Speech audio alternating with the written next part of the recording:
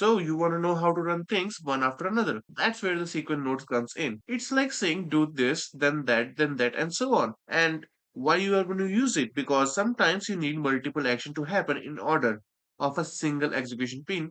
Without sequence, your blueprint turns into a mess of spaghetti. Now, how you gonna call it? First of all, you are gonna call it like right click and type in sequence, and you can see this is the node sequence node. And another way to call it is just press hold S and left click, and you will get this one. Now there are simple pins into it, like this is the execution pin from where it's gonna get called, like event begin play.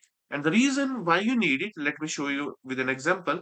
Like we have two sequence nodes. We can't just connect two of them with a single pin.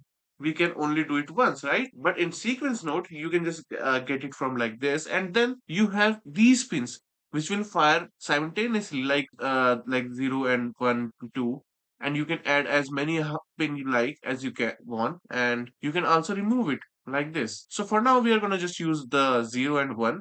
I mean the two execution pins, and we will type in print string. And for this one, we will type 1, and we will just duplicate it with control D, and yeah, we will connect this into this like this and compile. Wait a minute, yeah, we will type 2. So now compile.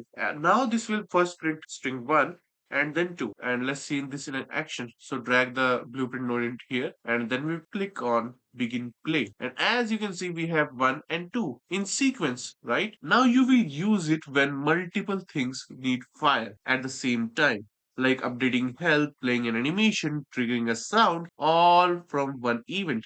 Clean, simple, no spaghetti. And hey, if you like seeing these nodes in action, check out the game I'm building, Reborn the Evil Being. It's all blueprint under the hood, and the demo is free to play on Steam. Hope that helps, and as always, I hope you have a great day, and I'll see you around.